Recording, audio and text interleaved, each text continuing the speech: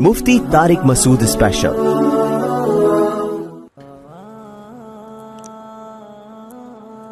اس نے آپ کے لیے قربانیاں دی ہیں،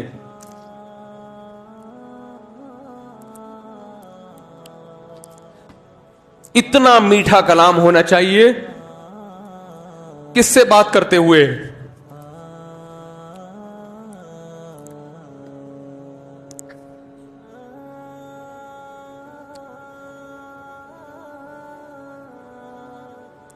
آپ صلی اللہ علیہ وسلم نے فرمایا، امک، پوری کائنات میں سب سے میٹھے انداز سے اگر تم نے بات کرنی ہے تو سب سے زیادہ رائٹ یہ کس کا ہے؟ تمہاری، بولو نا، ماں کا۔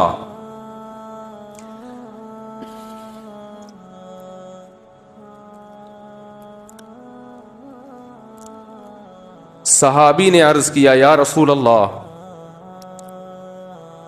کیا انداز ہے؟ فرمایا ثم من، ثم کا مطلب ہوتا ہے اس کے بعد، ثم من، یا رسول اللہ ماں کے بعد دوسرے نمبر پر میٹھے انداز سے، اچھے انداز سے بات کرنا کس کا حق ہے کہ میں اس سے اچھے انداز سے بات کروں؟ ماں کے بعد، ماں کا تو پتہ چل گیا، دوسرے نمبر پہ جو میں سب سے بہترین اور مٹھاس کے ساتھ بات کرنی ہے، اخلاق میں ایکسیلنسی پیدا کرنی ہے، ماں کے بعد دوسرے نمبر پہ کون ہے وہ؟ تو اللہ نے حکم دیا، یہ کرو، یہ نہیں کرو، یہ کرو، پھر والدین کی فرما برداری کرو، جو جتنا قریبی ہے اس کا حق اتنا زیادہ۔ گورا ان چیزوں کو نہیں مانتا، وہ کہتا ہے کسٹمر کا حق سب سے پہلے۔ ایئر ہوسٹس کہتی ہے کہ جہاز میں جو پیسنجر بیٹھے ہوئے ہیں ان کا حق سب سے، بولو نا، پہلے، ان سے سب سے زیادہ اچھے اخلاق سے بات کرنی ہے۔ ایئر ہوسٹس کو کبھی گالی گلوچ میں دیکھا آپ نے؟ کیا ہو گیا؟ کبھی جہاز میں جا رہے ہو، آپ نے بٹن دبایا چائے دے دیں، وہ کہے گی ایکسکیوز می، چائے ختم ہو گئی، بس یہی کہے گی نا، ابھی نہیں ہے، ابھی سیٹ بیلٹ باندھے ہیں، ابھی جہاز نیچے اتر رہا ہے، ابھی چائے پانی کا ٹائم ختم، تمیز سے بولے گی۔ آپ نے پھر کہا نہیں مجھے تو چائے چاہیے، پھر بولے گی بھائی دیکھیں ایکسکیوز می، آپ سے ہم نے گزارش کی، پھر آپ نے کہا جی مجھے نسوار چاہیے، مجھے پان چاہیے، کچھ بھی کہہ دو، ایکسکیوز می کر کے پتلی گلی سے نکل جائے۔ یہ نہیں ہوگا تیری ایسی کی تیسی، تو وہ اس کو نکالو، جہاز روکو، سائڈ پہ لگاؤ، جیسے بس میں ہوتا ہے نا، بسوں میں تو ہم نے دیکھا ہے، وہ گڈی نو سائڈ تے لاؤ، بندے نو اٹھا، چلو یہ نکل باہر یہاں سے۔ اور بسوں میں تو بعض دفعہ کھائی میں بھی گرا دیتے ہیں، سنا ہے۔ ایئر ہوسٹس کے اخلاق سے ہمیں سیکھنا چاہیے کہ اخلاق انسان کے، بولو بھائی، کیسے ہوتے ہیں۔ اب جو ایئر ہوسٹس کے اخلاق ہیں، اللہ ہی یہ کہتا ہے کہ ان اخلاق کو 3 سے ضرب دے کے ماں سے اس اسٹائل میں بات کیا کرو۔ بہت مشکل ہے سمجھانا۔ جب اپنی ماں سے بات کرو تو جس اسٹائل میں ایئر ہوسٹس تم سے بات کر رہی ہے نا، اس اسٹائل کو 3 گنا، بولو، بڑھا دو، اس میں 3 چمچ چینی کے اور ڈال دو، جتنی شکر اس نے اپنی زبان میں ڈالی ہے آپ سے بات کرنے کے لیے، اس شکر میں 3 چمچ اور ملا دو۔ ہو رہا ہے اس پہ عمل؟ بولو نا بھائی۔ لوگ بھی کیمرے میں کہہ رہے ہوتے ہیں، پتہ نہیں بولتے کیوں نہیں ہیں لوگ، جو یوٹیوب پہ دیکھ رہے ہوتے ہیں نا ویڈیو، کہہ رہے ہیں یار یہ کیا ہو گیا، بول کیوں نہیں رہے؟ اتنا زور سے بولا کرو کہ لوگوں کو آواز چلی جائے۔ نبی صلی اللہ علیہ وسلم کے پاس ایک صحابی آئے، بخاری مسلم کی حدیث، یا رسول اللہ من احق الناس بحسن خلقی، حسن خلق ہے اخلاق کا حسن۔ حسن جو ہے نا عربی میں بیوٹی سے اوپر کی چیز ہے، یاد رکھو۔ تو اب ماں سے اچھا سلوک کس کے لیے ہو رہا ہے؟ اللہ کے لیے، تو یہ بھی عبادت ہے نا، تو اس میں بھی کیا پیدا کی جائے؟ ایکسیلنسی پیدا کی جائے. ابا سے اچھا سلوک کس کے لیے ہو رہا ہے؟ بھائی دنیا کے لیے تھوڑی. ابا نے تو پال پوس کے بڑا کر دیا, اب ابا کی کیا ضرورت ہے؟ اب تو ابا کے کھانے کا ٹائم آ گیا, اب ابا آپ سے پیسے مانگیں گے. تبھی گورے تو وہی اولڈ ہوم میں جمع کرا دیتے ہیں نا کہ یار ترقی کی راہ میں کیا بن رہے ہیں, یہ رکاوٹ بن رہے ہیں, تو ٹینشن پالنے کی ضرورت ہی نہیں ہے. ابا اماں کو پورا نچوڑ لیا, اب جب بڑے ہو گئے تو ابا اماں کیا لگتے ہیں؟ فل ٹینشن, کھانس رہے ہیں, کورونا کا خطرہ بھی ان کو زیادہ ہے, ٹھیک ہے نا, اور بوڑھے ہیں نا, اور ابا تو فل ٹینشن ہوتے ہیں بڑھاپے میں. اماں تو پھر بھی تھوڑا خیال کر لیتی ہیں. ابا جتنی نصیحتیں جوانی میں کرتے ہیں نا, بڑھاپے میں 10 گنا اس کی سپیڈ, بولو بھائی, بڑھ جاتی ہے. تو اب وہ جوانی میں نصیحتیں برداشت نہیں ہو رہی تھیں, اب ابا کے بڑھاپے کی نصیحتیں, تو کیونکہ جوانی میں برداشت نہیں ہو رہی تھی, حالانکہ اس وقت تو ابا سے پیسے بھی ملتے تھے, اب تو پیسے دینے پڑ رہے ہیں, اب کہاں سے نصیحت برداشت ہوگی. تو میں یہ عرض کر رہا تھا کہ رسول اللہ صلی اللہ علیہ وسلم سے صحابی نے پوچھا, یا رسول اللہ من احق الناس بحسن خلقی. تو یہاں بھی دیکھو حسن کا لفظ ہے, احسان سے نکلا ہے یہ, بلکہ احسان حسن سے نکلا ہے. تو صحابی یہاں یہ نہیں پوچھ رہے کہ یا رسول اللہ میرے اچھے اخلاق کا سب سے زیادہ مستحق کون ہے, یہ سوال نہیں ہے. یا میں کس سے ٹھیک طریقے سے بات کروں, ٹھیک کا لفظ بھی نہیں ہے, گڈ کا لفظ بھی نہیں ہے. یار ایک مجھے بات بتاؤ, ایک کوئی مفتی صاحب کے پاس آئے, مسئلہ پوچھے, مفتی صاحب میں نے سنا ہے کہ اللہ نے حکم دیا کہ لوگوں سے صحیح بات کیا کرو, بدتمیزی سے پیش نہیں آیا کرو, تو میں ٹھیک طریقے سے بات کس سے کیا کروں, سب سے پہلے کس سے؟ تو ہم بتا دیں گے بھائی سب سے پہلے ماں ہے, پھر باپ ہے, پھر باقی لوگ ہیں, یہی بتائیں گے نا. ہمارا اسٹائل کیا ہوگا؟ یہ ہوگا. لیکن صحابی نے یہ سوال نہیں پوچھا کہ میں ٹھیک طریقے سے کس سے بات کیا کروں, سب سے پہلے اس کا مستحق کون ہے. نا نا نا, انہوں نے یہ بھی نہیں پوچھا یا رسول اللہ بہتر طریقے سے میں کس سے بات کیا کروں, اس میں سب سے زیادہ مستحق کون ہے, کس کا رائٹ ہے سب سے زیادہ کہ میں اس سے بہتر انداز میں بات کروں. نا نا نا نا نا نا, آپ نے فرمایا من احق الناس بحسنی, حسن کا لفظ, میرے اخلاق میں جو ایکسیلنسی پیدا ہوگی اس ایکسیلنسی کا سب سے زیادہ مستحق کون ہے. بات آ رہی ہے سمجھ میں کہ نہیں آ رہی ہے؟ یعنی آج کے زمانے میں جو اسٹائل ایئر ہوسٹس کا ہوتا ہے شاید ہم اس کو ایکسیلنٹ کہہ سکتے ہیں اس کو, شاید, کیونکہ اس سے اچھے اخلاق کی کم از کم مجھے تو مارکیٹ میں کوئی مثال اب تک, ہم نے بسوں میں بھی سفر کیا ہے, ٹرینوں میں بھی سفر کیا ہے, اور اللہ بھلا کرے جہازوں میں بھی کیا ہے, گاڑیوں میں بھی کیا ہے, کار میں بھی کیا ہے, ہر طرح سے کشتیوں میں بھی کیا ہے. تو جو عملہ سب سے اچھا اخلاق والا ہمیں ملتا ہے وہ کہاں ملتا ہے؟ بولو نا, جہاز میں. اور سب سے زیادہ بدتمیز عملہ کہاں ملتا ہے؟ بسوں میں. پیشاب کے لیے گاڑی رکوا لو, پیشاب رک جاتا ہے آدمی کا ٹینشن سے, وہ اتنی ہارن بجا رہا تھا, پاؤں پاؤں بجا رہا ہوتا, بیٹھ بھائی.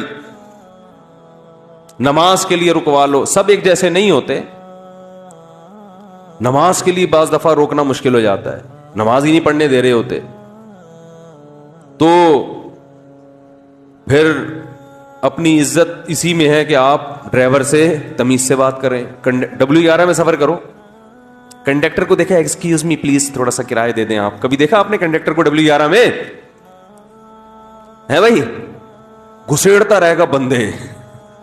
اخلاق دیکھو, جگہ نہیں ہے بھائی, پاؤں بس پوری یوں ہوئی ہوئی ہے, اس کی الائنمنٹ کی ایسی کی, میں نے کہا نا کام کا بیڑا غرق, ایک کام کا طریقہ یہ بھی ہوتا ہے, بس کا بیڑا غرق کر دیا. وہ یوں جھکی ہوئی ہے پوری ادھر کو, آدھی پبلک چھت پہ بیٹھی ہوئی لٹک رہے ہیں, کھڑکیوں سے بندے گر رہے ہیں, مگر کنڈکٹر گھسے گا, ایک سے بھی ایکسکیوز, اتنی ٹینشن دے کے بھی ایکسکیوز نہیں کرتا. حالانکہ تمہیں تو 2 رکعت نفل توبہ کے پڑھنے چاہیے لانڈھی پہنچنے کے بعد نا, تمہیں تو یا اللہ میں نے جو مسافروں کو جو غم دیا, میں نے جو دکھ دیا, میں اس پہ تجھ سے معافی مانگتا ہوں. کیسے دھکا دے رہا ہوگا, اور بھائی ادھر سے, اور حیرت کی بات ہے, ادھر سے گھستا ہے اور اگلے گیٹ سے نکل آتا ہے, جگہ ہے نہیں, سب سے کرایہ لے, اس کی جیب کبھی نہیں کٹتی, سب کی کٹ جاتی ہے, حالانکہ سب سے زیادہ پیسے اس کے پاس ہوتے ہیں. تو بزنس, یہ جیب کتروں کا بزنس بھی سائڈ میں چل رہا ہے ان کا, اس پہ بھی کمیشن, سب کی بات نہیں جو میرا بیان سن رہے ہیں ان کے علاوہ. تو میری جہاں تک جو میں نے دیکھا ہے, سب سے اچھے اخلاق جہاز کے عملے کے ہوتے ہیں. تو ہم اس کو آج کے دور سے کہہ سکتے ہیں کہ وہ ایکسیلنٹ ہوتے ہیں. وہ الگ بات ہے وہ ان کی نیت کیا ہے, لیکن ظاہری لحاظ سے بہرحال بہت اچھے اخلاق ہوتے ہیں. تو اب ہم مثال, ہمارے پاس ایئر ہوسٹس کے علاوہ کوئی مارکیٹ میں اتنے اچھے اخلاق کی ملتی نہیں ہے سفر کے دوران. تو دنیا بھی ایک مسافر خانہ ہے. تو اب حدیث کا مطلب کیا ہوا, صحابی نے پوچھا یا رسول اللہ, میں اپنے اخلاق میں جو ایکسیلنسی پیدا کروں تو اس ایکسیلنسی کا سب سے زیادہ مستحق کون ہے, یعنی سب سے زیادہ میٹھے انداز سے بات میں کس سے کروں. آپ یوں بھی کہہ سکتے ہیں آج کی زبان میں, جب میں بات کسی سے کروں تو اس میں شکر گھولوں میں, تو سب سے زیادہ چینی اور سب سے زیادہ شکر کس سے بات کرتے ہوئے اپنے کلام میں گھولوں. بات آ رہی ہے سمجھ میں؟ آپ صلی اللہ علیہ وسلم نے فرمایا, امک, پوری کائنات میں سب سے میٹھے انداز سے اگر تم نے بات کرنی ہے تو سب سے زیادہ رائٹ یہ کس کا ہے, تمہاری, بولو نا, ماں کا.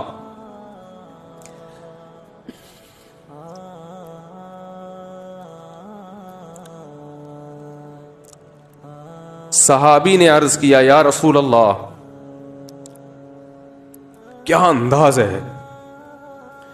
فرمایا ثم من, ثم کا مطلب ہوتا ہے اس کے بعد, ثم من, یا رسول اللہ ماں کے بعد دوسرے نمبر پر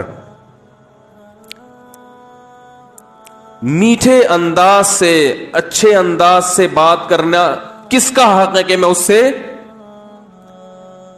اچھے انداز سے بات کروں. ماں کے بعد, ماں کا تو پتہ چل گیا, دوسرے نمبر پہ جو میں سب سے بہترین اور مٹھاس کے ساتھ بات کرنی ہے, اخلاق میں ایکسیلنسی پیدا کرنی ہے, ماں کے بعد دوسرے نمبر پہ کون ہے وہ.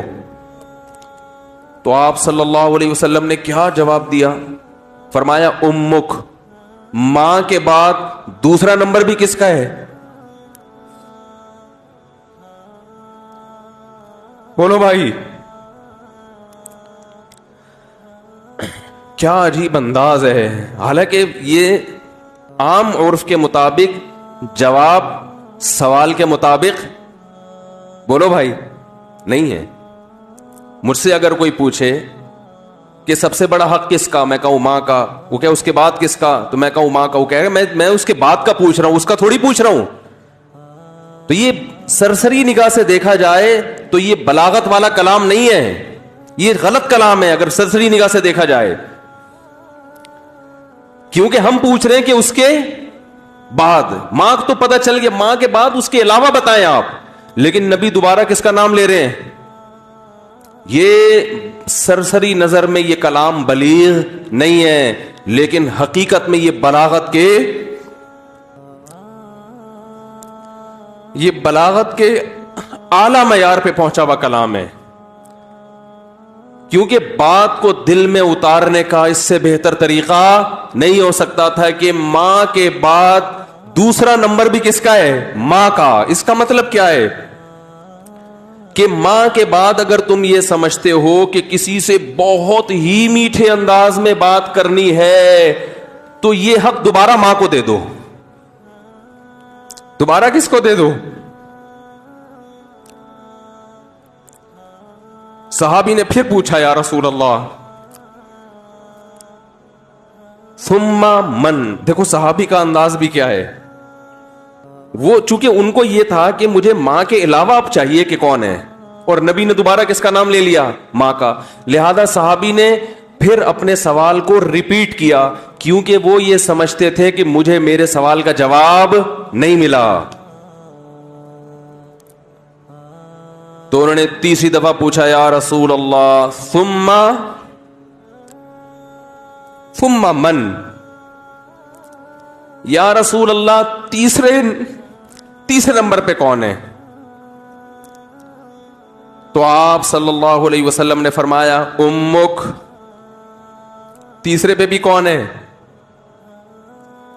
بولو بھائی. یہ ہے ویمن رائٹس. یہ کیا ہے؟ یہ جو بے شرم لوگ حقوق نسواں اور عورتوں کے حقوق کے نام پہ الو بنا رہے ہیں نا، ان کی باتوں میں مت آیا کرو. ان کا مقصد صرف عورت کو کپڑوں سے آزاد کرنا ہے اور مرد کی دسترس سے آزاد کر کے مرد کے مقابلے میں لا کے مرد کا دشمن بنانا، تاکہ مرد عورت سے محبت کرنا چھوڑ دے، اس کا حق دینا چھوڑ دے. تمہیں اسلام نے عورت کے جو حقوق بیان کیے ہیں، اس کے بعد ہمیں کسی اور سے عورت کے حقوق کو سمجھنے کی ضرورت نہیں ہے. ہمیں کسی لبرل سے، کسی حکومت سے، کسی ویمن رائٹ سے، کسی سے ہمیں سمجھنے کی ضرورت نہیں ہے. ہمیں اسلام نے بتا دیا ہے کہ ماں کے روپ میں عورت کا کیا حق ہے، بیوی کے روپ میں عورت کا کیا حق ہے، کہ بیٹی کے روپ میں عورت کا کیا حق ہے، بہن کے روپ میں عورت کا کیا حق ہے. اور یہ جو لبرل لوگ ہیں یہ صرف گرل فرینڈ کے حقوق جانتے ہیں. گرل فرینڈ سسٹم معاشرے میں لانا چاہتے ہیں، تمہیں درندہ بنانا چاہتے ہیں، تمہیں زانی بنانا چاہتے ہیں، تمہیں بدکار بنانا چاہتے ہیں. ان کا کوئی فیملی سسٹم نہیں ہے.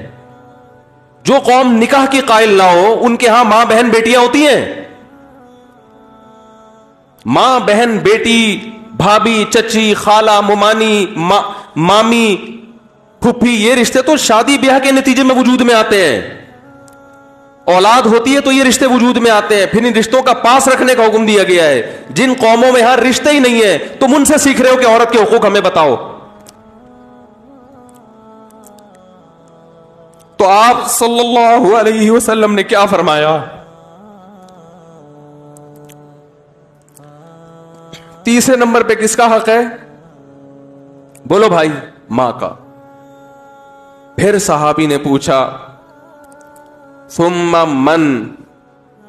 اس کے صحابی بھی پوچھتے جا رہے ہیں، دیکھو رک نہیں رہے، کیونکہ ان کے سوال کا جواب مل نہیں رہا کہ یا رسول اللہ آپ ماں کا تذکرہ ختم کریں گے تو پتہ چلے گا کہ ماں کے بعد کس کا حق ہے. تو آپ صلی اللہ علیہ وسلم نے ارشاد فرمایا ثم ابوک. چوتھے نمبر پہ کون ہے؟ باپ. پوری کائنات میں اگر آپ کسی سے نرم انداز سے بات کرتے ہیں، میٹھے لب و لہجے میں بات کرتے ہیں، بہت سے لوگ ہیں جن سے آپ بہت نرم انداز میں بات کرتے ہیں، اپنے باس سے آپ سر کہہ کے بات کرتے ہیں کہ نہیں کرتے؟ کبھی آپ نے دیکھا کہ اس نے تھوڑا سا سختی کی ہو، آپ نے آنکھیں ماتھے پہ رکھ لی ہوں؟ کبھی دیکھا آپ نے؟ ہے بھائی. ایک فوجی اپنے آفیسر کے سامنے کیسے بات کرتا ہے؟ آپ نے دیکھا کبھی وہ ابے تبے سے بات کر رہا ہو؟ ہیں میں کسی کی نہیں سنتا، میری اپنا لائف سٹائل ہے، سر مجھے زیادہ آرڈر نہ دیا کرو. کبھی دیکھا آپ نے ایسے سٹائل میں بات کر رہا ہو؟ سر یہ جو آپ ہر وقت کی نصیحتیں کرتے ہیں مجھے سمجھ میں نہیں آتی. آفیسرز کر رہے ہوتے ہیں نا فوج میں، چونکہ زیادہ احترام ہے اس لیے میں ان کی مثال دے رہا ہوں.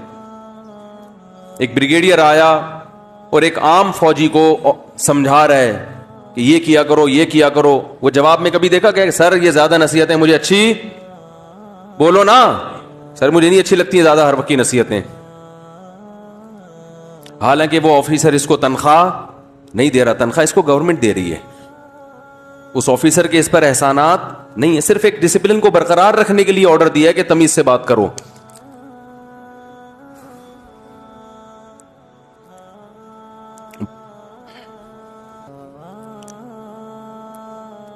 اس نے آپ کے لیے قربانیاں دی ہیں،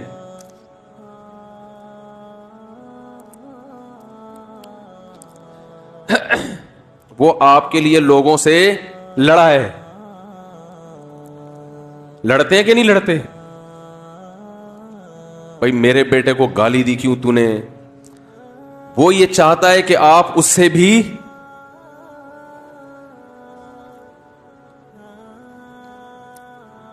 آپ اس سے آگے چلے جائیں.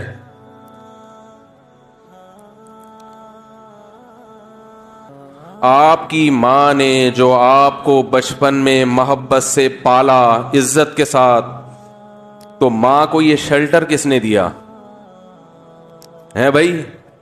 باپ نے. باپ اگر نہ شیلٹر دیتا, وہ اتنی محبت کے ساتھ نہیں پالتی.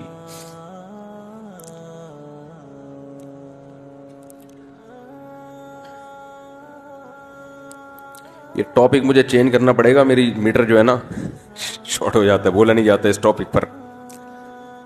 خیر, ہم اپنا جو موضوع لے کے چلے تھے اسی کو کرتے ہیں. تو دیکھو آپ صلی اللہ علیہ وسلم نے کیا فرمایا کہ چوتھے نمبر پہ سب سے زیادہ حق کس کا ہے؟ بولو بھائی, باپ کا. اور اس کی علماء نے ایک حکمت یہ بھی بیان کی ہے کہ باپ چونکہ مرد ہے نا, تو اس میں برداشت کی قوت. ماں میں برداشت نہیں ہوتی, اس سے بدتمیزی کرو گے بیچاری روتی رہے گی, باپ کھینچ کے 2 تھپڑ ایسا ہی ہے نا بھی, باپ سے زیادہ نہیں اور لگا دے گا 2-4 کی. ماں بیچاری کڑتی رہتی ہے بیٹھ کے.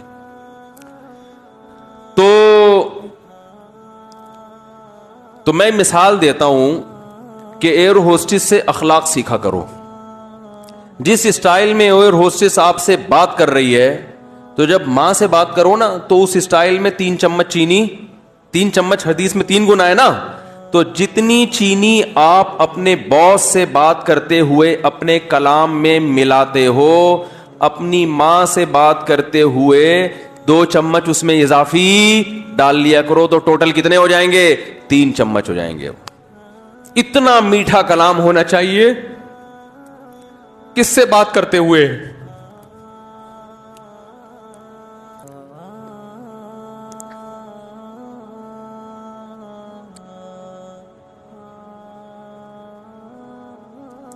ہم نے بڑے بڑے علماء کو دیکھا ہے, ان کے والدین بالکل دیہاتی, کچھ بھی نہیں آتا ان کو, بالکل گنوار, نہ بات کرنے کی تمیز, نہ اٹھنے بیٹھنے کی تمیز, لیکن بیٹے بن گئے بہت بڑے عالم, اللہ نے بڑی عزت دی. لیکن وہ اپنے باپ کا ایسا احترام کرتے تھے, ایسا بچھ جاتے تھے باپ کے سامنے, ہم نے اپنی آنکھوں سے دیکھا ہے کہ لگتا ہی نہیں تھا کہ یہ کوئی کیا عالم ہے, کوئی مفتی ہے, کوئی بزرگ ہے. تو کیونکہ جذبات ساتھ نہیں دے رہے, ورنہ ایسے کچھ واقعات آپ کو سناتا. بھائی اللہ کا حکم ہمارے لیے کیا ہے, کافی ہے نا.